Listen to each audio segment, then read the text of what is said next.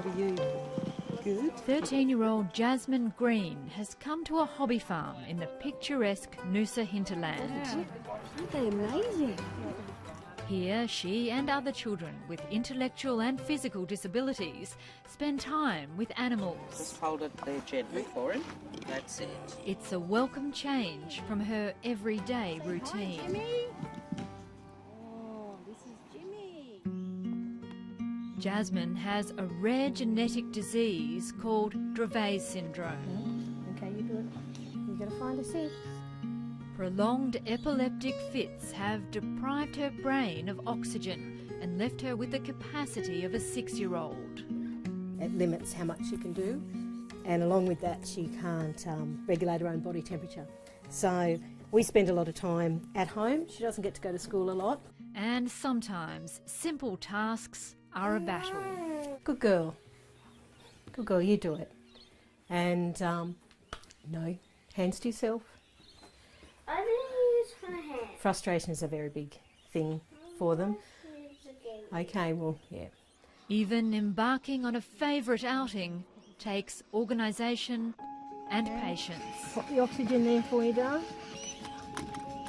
Go farm now? To the animals? Yeah. Well, the farm for Jazz is where she likes most, because she'd be happy all day just to wander around with the animals. She'll pick up the chalks, pat the animals. She has, I don't know, if I'm with Jazz, she's got a special connection. The farm is run by the Disability Service, Sunshine Butterflies, set up with the help of philanthropy, government grants and a big mortgage. Former fabric designer Leanne Walsh founded the farm after trying to find the right help for her son Curtis, who has cerebral palsy.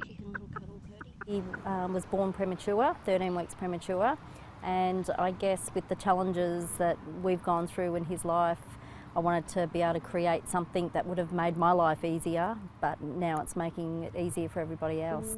She says Curtis transforms when he's with the animals, displaying a sense of caring and peace. The whole anxiety just drops and they concentrate on, you know, whether it's patting the animal or grooming the animal, their whole anxiety level just differs. I think it's really great to see then a bunch of people talking about the animals together, so it's really helping with the communication and the social aspect as well. The hobby farm also includes playgrounds where therapists can work with the children and young adults. Speech therapist Darren Trentapole believes his clients benefit from the farm environment.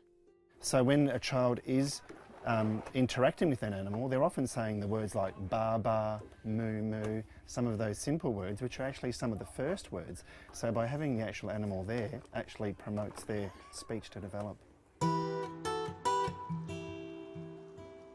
Sue Painter says her daughter interacts more with animals than people. They understand her, whereas a lot of people don't actually understand her, so I think she doesn't have to explain anything to the animals, so it's a lot easier for her to just hang with them. It calms her, she enjoys it. Jazz is a lot more at ease, a lot more relaxed. The therapies are very black and white. You know, you have your speech therapies, your OTs, you have all that sort of therapy, but it's very hard to come across something that they can actually interact at their own level, and I think animals do that for them. Her daughter's biggest smiles of the day come when she cuddles the animals. While families who bring their loved ones here are convinced the hobby farm can change the lives of people with disabilities, it's not yet recognised as a standard therapy. But efforts are underway to change that. Dr Ali Lakhani is a public health researcher who has reviewed hundreds of animal therapy studies.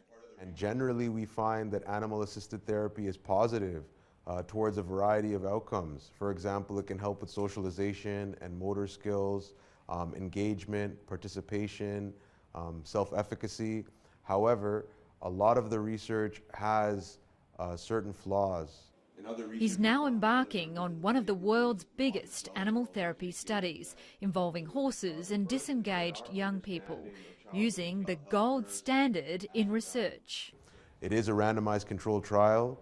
It does involve about 80 participants. So we're hoping to I guess, build the knowledge in the area so this can be considered a recognized standard approach. One for you too, Luca. Sunshine Butterflies is confident farm therapy will one day be a routinely prescribed treatment. Regardless, it'll continue to offer people with disabilities time with animals so they can practice calmness, trust and social skills. But best of all, animals don't judge. So if a child's coming from a background of, you know, anxiety or depression or something like that, they tend to be able to just trust that animal and brings out the best, I guess, in everybody. And beyond the health benefits, in what would be an Australian first, Sunshine Butterflies is planning to offer accredited animal husbandry courses to help people with disabilities learn job skills. What a way to be able to deliver a course and give somebody that great feeling of confidence to know that they've been able to go and study, and hopefully it does create some pathways to employment, because there's lots of things that they could be doing, helping at dog groomers and places like that, farm hands. Can you show it to him? Education, recreation and respite are all supported by the National Disability Insurance Scheme, which will be rolled out in Queensland in 2019. Sue Painter says it will help Sunshine Butterflies ensure her daughter fulfills her potential for health, happiness and work.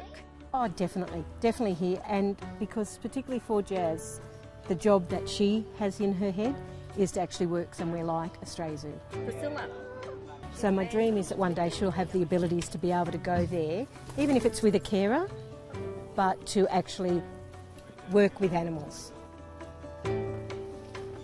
For Jasmine Green too, that would be a dream come true.